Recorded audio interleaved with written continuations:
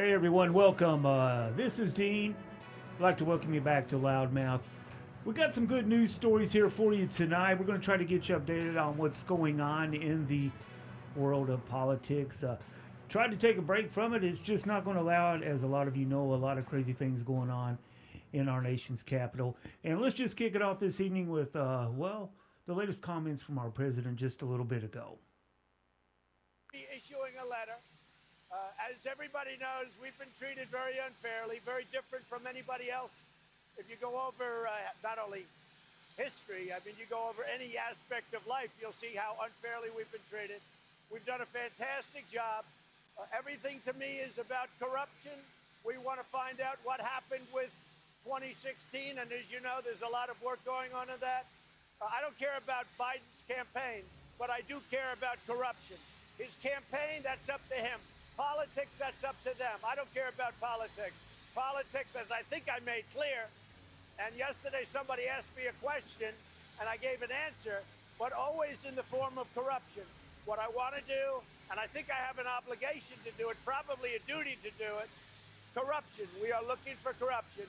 When you look at what Biden and his son did, and when you look at other people, what they've done, and I believe there was tremendous corruption with Biden, but I think there was beyond corruption, having to do with the 2016 campaign and what these lowlifes did to so many people, to hurt so many people in the Trump campaign, which was successful despite all of the fighting us. I mean, despite all of the unfairness. So we are looking at corruption. We're not looking at politics. We're looking at corruption. Hey there, I'm Chris Hayes. And that was, of course, the president of this great United States. Now, let's take a look at this. A lot of people want to know why our president is so mad. Going back to 2013, every Democrat in the Senate voted to pledge $350 million for the border wall. Now, this was under Obama. Let's fast forward to last year. The government shut down because the Democrats filibustered funding for 235 miles of the border wall. In 2016, Obama, Hillary Clinton, and the intelligence service done everything in their power to stop Trump from being elected. Now, there was no whistleblowing then. Once elected, President Trump, which was elected by you, the American people, in November of 2016. President-elect Trump, who was still weeks away from being sworn in as our next president, was already having a bill put forth from the Democrats to start impeachment inquiries concerning the Trump financial conflicts. Now, stay with me. Damn, the man hadn't even been sworn in. Don't take my word for it. Go back and check an article in Vanity Fair. That's where the article was written. Now, Trump, knowing what the prior administration tried to do along with the intelligence service,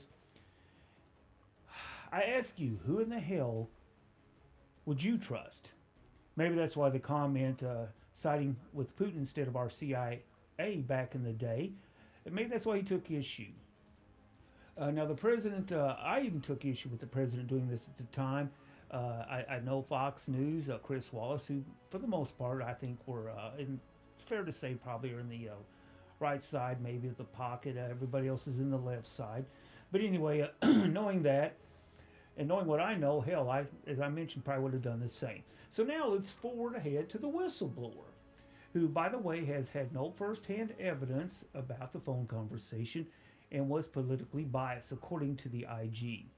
By the way, an allegation that wouldn't even be admissible in a court of law. So how do all the radio stations and media get the story through Associated Press? That's how they get it. Also known as the AP. A lot of you people who watch movies, never been in broadcasting around it, you see how they go to the teletype and they rip it. That's what we call the Associated Press. We also get our weather alerts that way as well. I'm getting a little feedback here. I hope you're not hearing that. But anyway, that's how we gather our stuff. And back in the day, we thought of that as the Bible of broadcasting, when we trusted the Associated Press for everything we got. So when President Trump came out about the comments pertaining to Joe Biden and his son Hunter and the Ukraine story about Biden demanding the prosecutor be fired, the AP sent the story over the teletype saying the president had no proof. The AP ran that story knowing it was a damn lie. They absolutely knew there was proof, and I will never trust the AP again. That's why all media outlets said the same thing as the AP had released, believing the AP would never lie. So everyone reported this as being true. Listen up, Washington. The American people, we're not stupid. And we all want what everybody wants. All we want from you is justice, not injustice. In other words, not some hashed up, fabricated scheme to impeach the president when most Americans don't feel the claims even come close to risen to possible impeachment. When again, the allegations made by the whistleblower couldn't even be entered as evidence in a true court of law. I truly believe this is why the president makes some off the wall comments concerning, excuse me, spies, treason, and how these people would be treated back in the day. Let me check here something real quick. Try to maybe that'll get a little bit of that feedback going. But anyway, with that being said, whether or not you support this man, try putting yourself in his place, or possibly having a child that's underneath you in his place. Who can he trust? And now that he's did what he thought the American people would want, full transparency, you see where that's got him. So anyway, the hits just keep coming. Now the Congress wants to hear all his conversations he has had with Putin and other foreign leaders. It's done nothing but make this country weak. And concerning the financial part of it, to those of you who are like me and have retirements and 401ks, I still think we're going to feel the effects on that. Anyway, I've got an interesting cut here. I want you to hear this. I got this from C-SPAN. This was sent to me before they scrubbed it. So I was told. Now, with this being said, keep this in the back of your mind. I want to do something the Democrats would never do. This is Nancy Pelosi. This is playbook straight from the Democratic playbook. And this is what I believe they do. But I'm going to give them the benefit of the doubt. We're going to try to be the adults in the room here. I've been told that this was taken out of context. If that's the case, I apologize. We'll try to fact check this. In the meantime, you feel free to fact check it. But with that being said, take a listen to this. There's some pretty interesting stuff here. Filling crowd. You demonize, and then we call it the wrap-up smear. If you want to talk politics, you call it the wrap-up smear. You smear somebody with falsehoods and all the rest, and then you merchandise it. And then you write it, and they'll say, see, it's reported in the press that this, and this. So they have that validation that the press reported the smear, and then it's called the wrap-up smear. Now I'm going to merchandise the press's report on the smear that we made. And it's a tactic, and it's self-evident. Now, did you catch that? That's pretty interesting. So you make up something you know is not true, and you put it out there. The press picks up on it. They reported it as thinking it's true. Then they come to find out, I guess, later on it's not true, but it's already out there. So you've already heard it. Everyone else has already heard it. So we automatically think, well, hey, it's the press, so it must be true. That's pretty scary stuff. But, you know, and I'm not saying it's on the left. I'm sure it's on the right, too. I just think the left seems to, I try to be objective. Invite any one of you all to join in, come in on the other side, and, tell me where I'm going wrong. My mind can be changed, but when I sit out here and see what's going on and hear stuff like this, it makes it a little tough. Now, the connection of the removal of the first-hand information requirement raises questions about potential connections to the whistleblower's complaint and potential criminality in the handling of these matters. Now, that's according to Representative Kevin McCarthy and Ohio Representative Jim Jordan. Buck Sexton, a former CIA analyst, talks about a political article that was released in January 11th in 2017. Now, this is by Kenneth Vogel and David Stern. Quoting now, they all helped Clinton's allies research damaging and information on Trump and his advisors. A political found that they also dismantled documents implicating a top Trump aide in corruption and suggested that they were investigating the matter only to back away after the election. Now, Ukrainian government officials tried to help Hillary Clinton and undermine the Trump administration. Now, you can check out a book, When Empires Fall. This is a fantastic book. Now, this is very interesting, too. Democrats do not want this gentleman heard from, and you know what? The Republicans don't either. Peter Schweitzer, this is how American political class hides corruption and enriches family and friends. Now, this is from his book. It talks about certain politicians and media calling for boycotts on certain businesses, causing stocks to plummet. Then guess who comes in and swoops the business up for a dime? Whew. Also, are not politicians exempt from insider trading? Well, you would think so. But anyway, with that being said, that is, I understand, quite a book. I first heard about that from national podcaster Joe Rogan. Some interesting stuff. Real quick, a couple of notes. I was supposed to hopefully join the Win Radio Network tonight. They had a big show, I think, coming up. I've been informed that they're running into technical difficulties. I'm not sure if they've been put into some type of Facebook jail or whatever, but they hopefully will get that straightened out, and we'll join back in with them here in a week or two. Also, hope to possibly be connecting in with this show a little bit more on Sunday night with news director Tom Ackman out of Fort Wayne. And looking forward to basketball season. That's all coming up here. We need to get away from this politics and have some fun. Also, have a show coming up here pretty soon about some situations going on in local school systems concerning bullying and possibly some racial situations. We'll be checking into that as well. Real quick, I really was going to step away from this, but I think it's worth mentioning again on the concerning the climate change and the climate control and how we're destroying the world. Well, I thought this was pretty interesting. Laura, I should say, a Holson clinical psychologist, says the way parents and teachers talk about climate change has a significant effect on, the young psychics of these children. And once again, we're going to play this one clip. This was last week from the United Nations. I'm sure most of you have heard this, but let's go ahead and replay it. This is Greta Thunberg, I think is how you pronounce her name. This child was having depression issues at the age of 8 under her admitting this herself. But anyway, we're going to play this, and we're going to follow this up with a rebuttal by a great man, George Carlin. So check this out.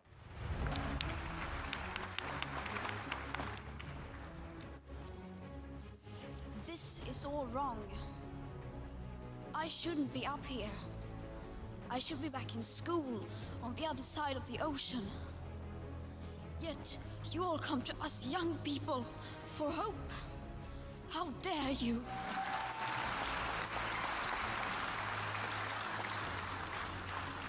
You have stolen my dreams and my childhood with your empty words. And yet, I'm one of the lucky ones. People are suffering. People are dying. Entire ecosystems are collapsing.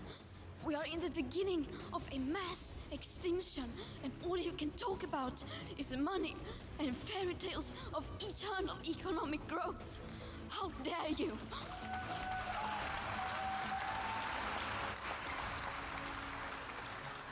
Dare you? And now, the rebuttal, Mr. George Carlin. See, I'm not one of these people who's worried about everything. You got these people around you, the country's full of them now. People walking around all day long, worried about everything. Worried about the air, worried about the water, worried about the soil. Worried about pesticides, insecticides, food additives, carcinogens, worried about radon gas, worried about asbestos. Worried about saving endangered species. Let me tell you about endangered species, all right? Saving endangered species is just one more arrogant attempt by humans to control nature. It is arrogant meddling. It's what got us in trouble in the first place. Doesn't anybody understand that? Interfering with nature. Over 90%, way over 90% of all the species that have ever lived on this planet, are gone. Whoosh. They're extinct. We didn't kill them all. They just disappeared. That's what nature does. They disappear these days at the rate of 25 a day, regardless of our behavior, I mean. Irrespective of how we act on this planet, 25 species that were here today will be gone tomorrow. Let them go gracefully. Leave nature alone. Haven't we done enough? We're so self-important. So self-important. Everybody's going to save something now. Save the trees, save the bees, save the whales, save those snails. And the greatest arrogance of all, save the planet. What? Are these people kidding me? Save the planet? We don't know how to take care of ourselves yet. We haven't learned how to help one another. We're going to save the planet? I am getting tired of that. I'm tired of Earth Day. I'm tired of these self-righteous environmentalists. I'm tired of these white, liberal, bourgeois, liberal, white people who think the only thing wrong with this planet is there aren't enough bicycle paths. Trying to make the world safe and clean for their Volvos. There's nothing besides first of all, the environmentalists don't give a about the planet. They don't care about the planet. Not in the abstract, they don't. You know what they're interested in? A clean place to live. Their own habitat. They're worried that someday in the future they might be personally inconvenienced. Narrow, unenlightened self-interest doesn't impress me. Besides, there's nothing wrong with the planet. The planet is fine. The people are The people are compared to the people, the planet is doing great. The planet has been here for 4.5 billion years, all right? 4.5 billion. We've been here, what, 100,000? Maybe. 200,000? Maybe. And we've only been engaged in heavy industry for a little over 200 years. 200 years versus 4.5 billion. And we have the conceit to think that somehow we're a threat? That somehow we're going to put in jeopardy this beautiful little blue-green ball that's just floating around the sun? Planet has been through a lot worse than us for a long time. Been through earthquakes, volcanoes, plate tectonics, continental drift, solar flares, sunspots, magnetic storms, the magnetic reversal of the poles, bombardments for hundreds of thousands of years by comets and asteroids and meteors, sandstorms, erosion of all kinds, cosmic radiation, worldwide fires, worldwide floods, recurring ice ages, and we think some aluminum cans and some plastic bags are going to make a difference? Planet isn't going anywhere. We are. We're going away. Oh, that's great stuff. George knocking it out of the ballpark. And of course, that was the rebuttal side. But anyway, it's just, I just think we're getting a little bit crazy about this. Yeah, there's a difference in some of the stuff going on with, I think, our birds and, our environment. I really don't think a lot of it's man-made. I think it's just the time's changing. But, if you don't want to take my word for it, there was an article from The Atlantic titled, "The Ozone Layer is Growing Back." According to a report by UN scientists, the ozone layer is showing significant signs of recovery. I believe this was dated 9/11 of 2014. Also, David Ludwig, this is from the cover of Time magazine in 1992. Vanishing ozone. It says vanishing ozone with a big old hole right in the old on Time magazine with the world disappearing. That was 25 years ago, ladies and gentlemen. And do you see a pattern here? I think it's ridiculous to keep scaring our young people with all this silly stuff. But moving forward here, Elizabeth Warren and Bernie Sanders. They want to tax the very wealthy who are worth more than $1 billion. 2 or 3 cents on the dollar. Now that doesn't seem like a lot. 2 or 3 cents on the dollar.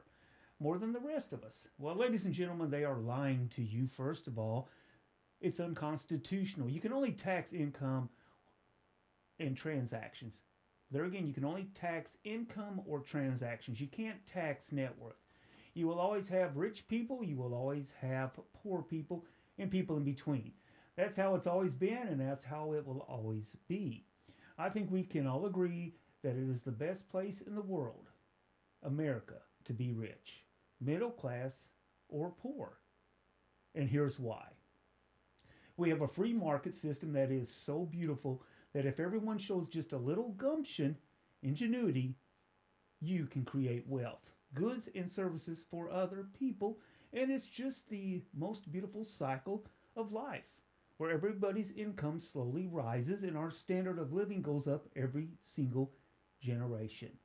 And that is what Elizabeth Warren and Bernie Sanders, they want to destroy that American experiment. I don't want to do that.